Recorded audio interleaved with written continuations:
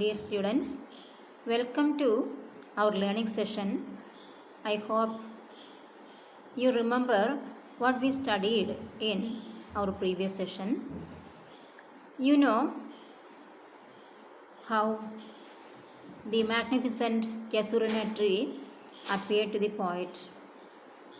Tarudat was so much connected with that Casuarina tree in the family garden in her mother country, that means India.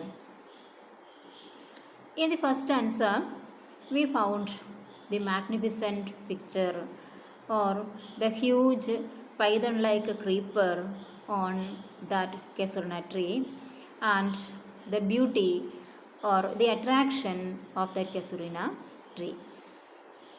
In the second stanza, we found the beautiful sights and sounds, the charming sounds and the beautiful sights around that beautiful garden or beautiful Casuarina tree, especially during winter season.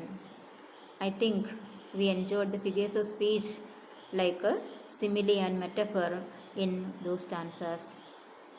Then we have to come to the third stanza.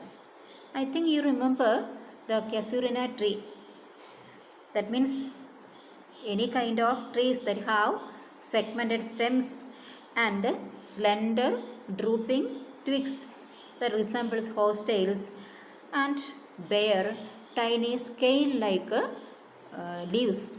That's a specialty of a Casuarina tree.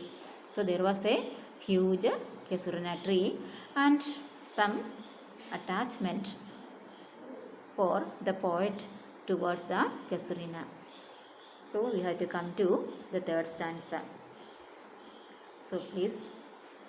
But not because of its magnificence, dear is the Casuarina to my soul.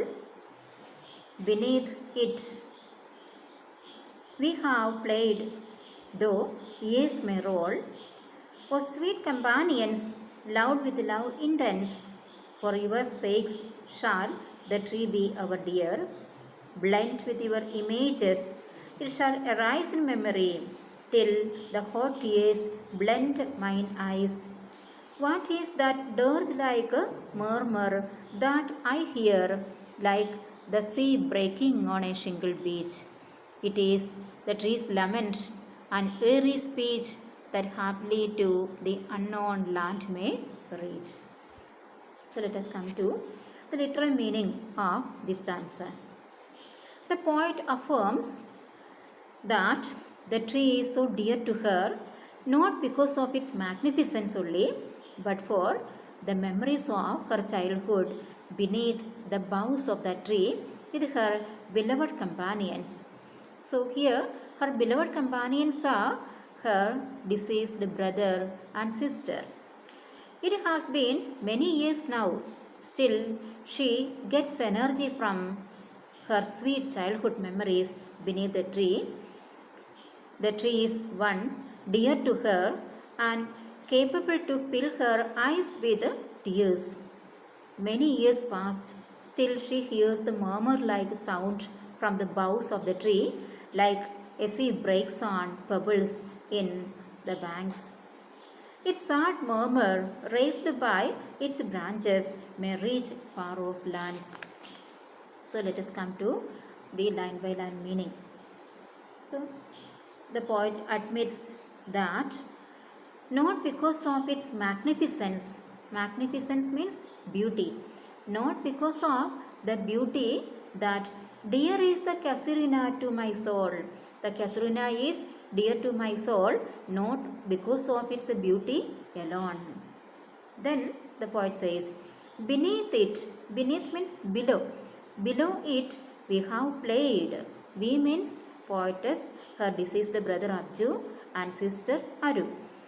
Though years may roll, that means so many years have passed after their death. Even though their sweet memory, including the memory of the Casuarina tree that is in the mind of the poetess. So she says, O sweet companions. Companions are her own brother and sister. Loved with love intense. So here we can see the strong love bond or bond of love that existed among the three children. So there was so intense love. For your sakes. For your sakes means for the sake of her own brother and sister. So because of them shall the tree be our dear. The tree is ever dear to her because of her brother and sister. So blend with your images. Blend means mixed with your images. It shall arise in memory. It means that casuarina tree that shall arise in memory. That means in the memory of the poet.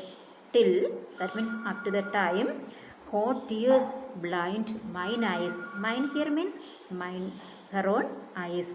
That means she may cry because of the sorrow of the deceased brother and sister. What is that? Dirge like murmur. So, what is dirge? That's a mournful poem or song as a memorial to a dead person. So, the poet fancies that she hears a dirge like a murmur. So, here we can see the beautiful figure of speech simile also.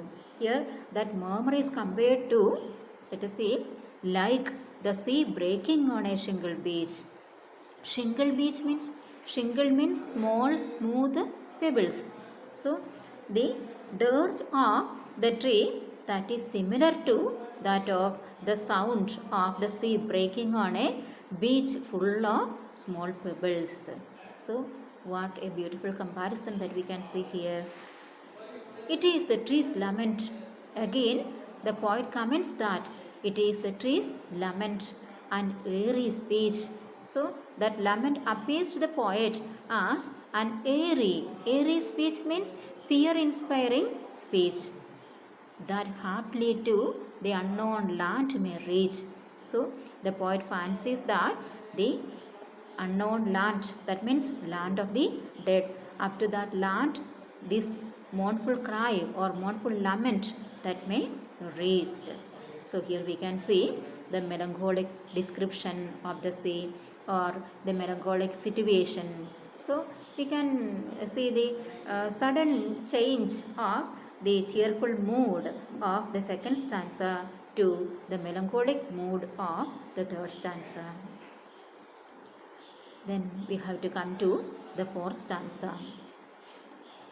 Unknown yet well known to the eye of faith, I have heard that wail far, far away in distant lands by many a sheltered bay, when slumbered in his cave the water wraith and the waves gently kissed the classic shore of France or Italy beneath the moon, when earth lay tranced in a dreamless swoon, and every time the music rose before mine inner vision rose a form sublime, thy form, O tree, as in my happy prime I saw thee in my own loud native clime. So let us come to the literal meaning of this stanza. The memories of the tree deeply touch the poet's heart. In her childhood, she knows that tree very much. Now she has left the land, but still she gets the high-pitched grief from the tree into the distant lands. Those beautiful memories of that massive tree stir her heart even when she is in a foreign land like Italy or France. So let us come to this stanza. Unknown yet well known to the eye of faith. So the poet admits that the magnificent picture of this tree that is unknown to the physical sight. So unknown to the physical sight, whereas it is well known to the eye of faith. Eye of faith means fancy. That is well known to her own fancy or imagination. I have heard that wail far, far away. So not only the figure of the tree, but even the wail, that means the lament that we found in the third stanza. So that very lament that she has heard in the faraway land, in distant lands.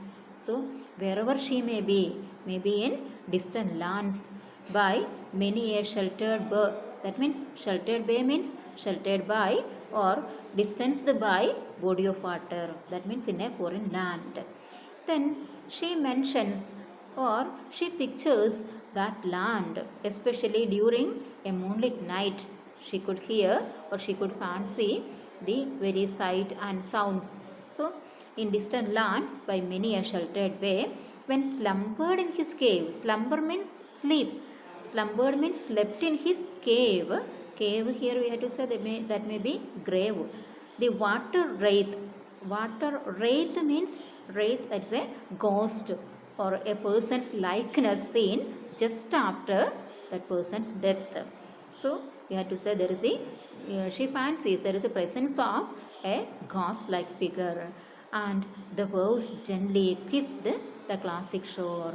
So during moonlit night, she could see the seashore. That means the waves gently kissed the classic shore of France or Italy beneath the moon. So that means in moonlit night, when earth lay tranced in a dreamless swoon. Earth lay tranced means as if earth seems to be in unconscious state. So here we can see the personification.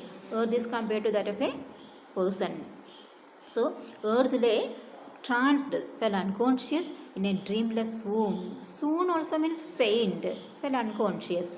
So earth lay tranced or earth may stay still. At every time the music rose, and every time the music of that tree, that means that lament, rose, and each time there in her vision she could see a sublime form. A sublime means a sacred. Sublime means sacred form. Thy form. Here also she addresses the tree. So we can see the element of ode in this stanza, especially in this line. Thy form. Thy means your form. Your form means the form of that Casuarina tree. And here she pictures that tree. What kind of a tree that she has seen? O tree, as in my happy prime. Happy prime means my early stage or early age. That means in her childhood. I saw thee in my own loved native clime. My own loved native clime means my own beloved native land. Clime means climate or land. So just like as I saw your own figure in my native land in my childhood. So here we can see the beautiful picture of that Casuarina tree and how beloved that tree to her, and even after so many years of after their death, she could remember the figure of her brother, sister, and along with them the figure of that Casuarina tree, and she could even hear the wail or the lament of that tree. So here we can see the beautiful picturization of Tirudutt as a poet. And so there are so many figures of speech like simile, then personification, etc. here. So anyway, we can see the melancholic appearance of that tree and that atmosphere are here presented.